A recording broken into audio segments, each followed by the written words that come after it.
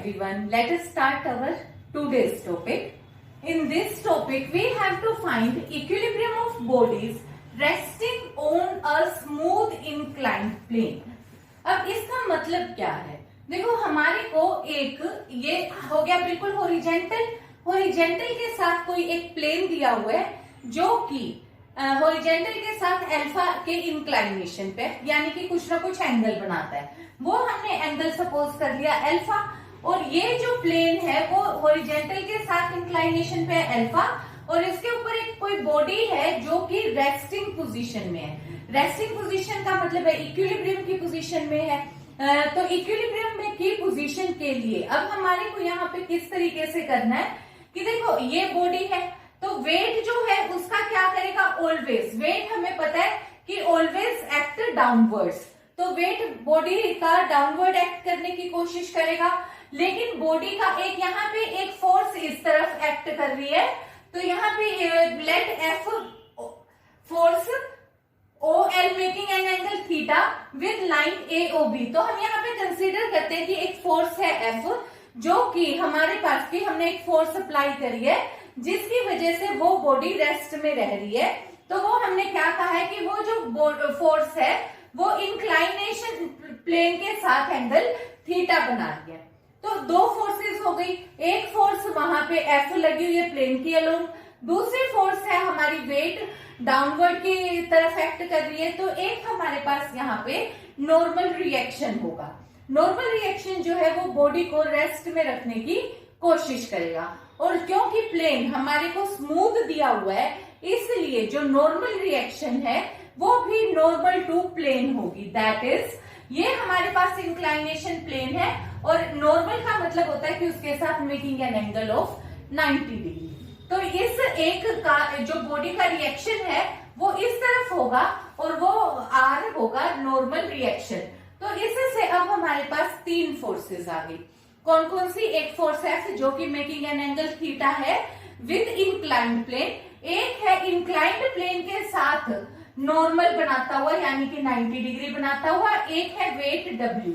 अब यहाँ पे फिर से आ जाओ। अब यहाँ पे जैसे एक वेट W है तो ये वाला एंगल हमें पता चल गया थीटा है। अब यहाँ पे ये वाला एंगल हमें पता है कि हॉरिजॉन्टल के साथ एंगल अल्फा बनाता है।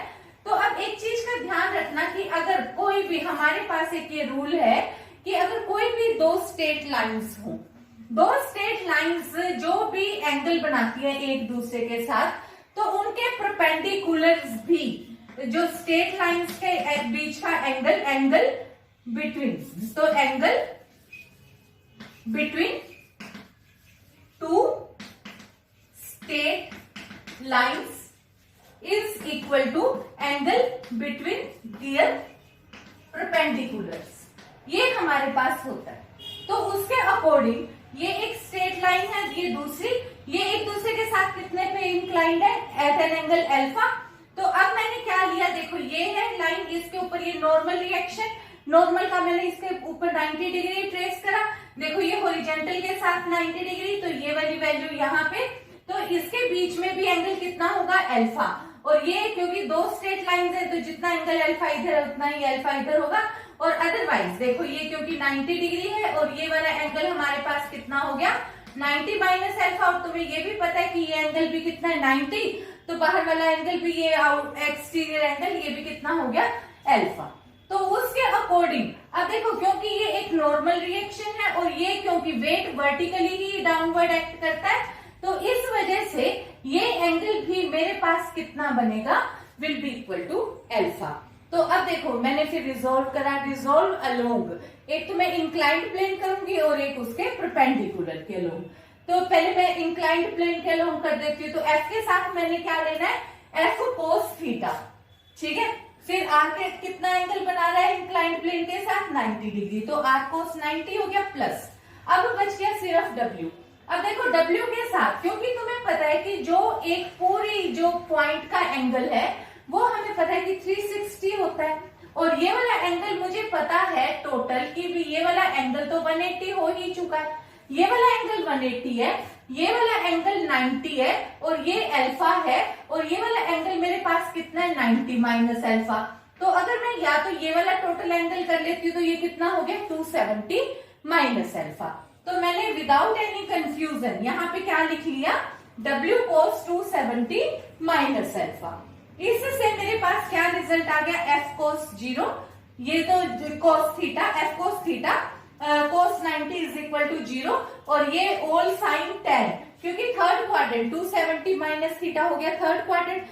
थर्ड क्वाड्रेंट में केवल 10 पॉजिटिव होता है, कोस और साइन दोनों नेगेटिव होते हैं, तो इसलिए मैंने यहाँ पे माइनस W साइन अल्फा लिख लिया और यहाँ से F की वैल्यू फाइंड आउट कर दी। तो फिर बिल्कुल सेम तरीके से अलोंग परपेंडिकुलर रिजोल्व करा, अलोंग परपेंडिकुलर रिजोल्व करा तो बस यहाँ पे कोस की जगह पे साइन लिख लिया, इसको सॉल्व करा। फिर यहाँ पे मेरे पास ये आ गया R is equal to W और F की शेप में आ गया।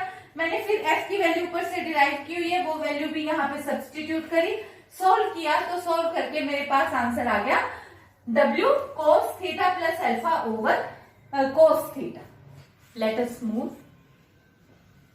Two forces P and Q acting parallel to length and base of a smooth inclined plane respectively, would each of them singly support a weight W on plane prove 1 over P square minus 1 over Q square is equal to 1 over W square। ये हमें prove करना है। अब देखो question में हमें क्या कहा है कि दो फोर्सेस दे दी P और Q और फिर कहा है कि सिंगली सपोर्ट, तो यानी कि एक बार तो केवल P फोर्स सपोर्ट कर रही है सिस्टम को, एक बार Q फोर्स सपोर्ट कर रही है।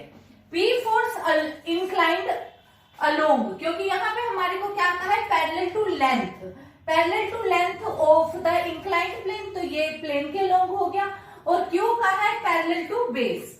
ठीक है, तो ये दो हमने यहाँ से कंसीडर कर लिया। अभी जैसे हमने किया कि इन दोनों के बीच में एंगल होता है अल्फा, तो फिर हमने कहा कि जब भी एक फोर्स, क्योंकि फोर्स तो कहीं ना कहीं मेकिंग एन एंगल थीटा या जो भी रिजल्ट बनाती हुई एक्ट करेगी ही करेगी, तो यहाँ पे अलोंग होरिजेंट मतलब इंक्लाइंड प्लेन का है, तो यानी कि P फोर्स है जो वो कोस 0 एंगल बनाएगी किसके साथ, इंक्लाइंड प्लेन के साथ, और एक नॉर्मल रिएक्शन होगी। तो पहले केस में हमने नॉर्मल रिएक्शन का नाम R दे दिया, दूसरे केस में नॉर्मल रिएक्शन का नाम S दे दिया।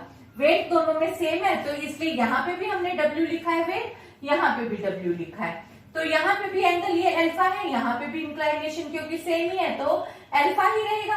अब हमें पता है कि भी ये वाला एंगल भी, यहाँ पे भी ये वाला एंगल भी हमारे पास कि जो भी रिजल्ट बनता है ये हमारे पास कितना बनेगा कि अगर ये वाला एंगल हमारे पास अल्फा है तो ये एंगल हमारे पास बनेगा 90 माइनस अल्फा, क्योंकि हमने ये एंगल कहा था कि between angle between two straight lines and their perpendicular is same, तो ये एंगल अल्फा है तो इसके और इसके बीच में भी एंगल अल्फा होगा।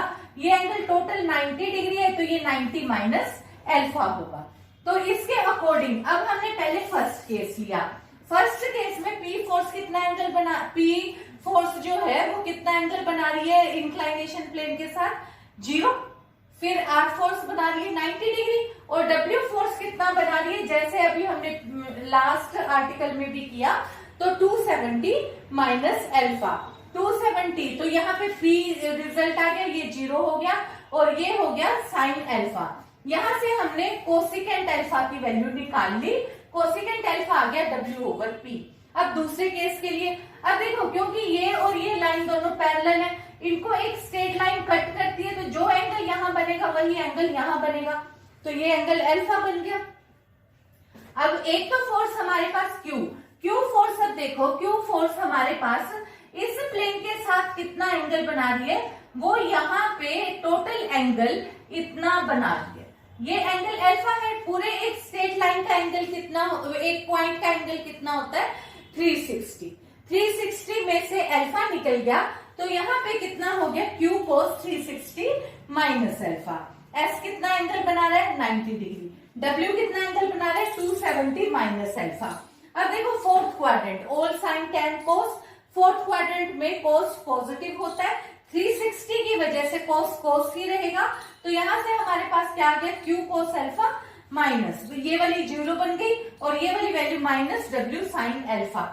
इन दोनों को सोल्व करके हमने कोट की वैल्यू निकाल ली कि cot alpha is equal to W over क्यों? क्योंकि जब हमने आंसर देखा तो आंसर अल्फा में नहीं था, और यहाँ पे फिर अब हमने क्या किया, इन दोनों रिलेशन से हमारे को पता है cosecant square alpha minus cot square alpha equal to 1 होता है, तो यहाँ से कोसेकेंट अल्फा और कोट अल्फा की वैल्यू सब्स्टिट्यूट करी, डब्ल्यू स्क्वायर कॉमन लिया और यहाँ पे डिवाइड कर दिया, तो इससे हमारे पास ये रिलेशन आ गया। That's all for today. Hope you understand the topic well. We will meet soon again. Thank you.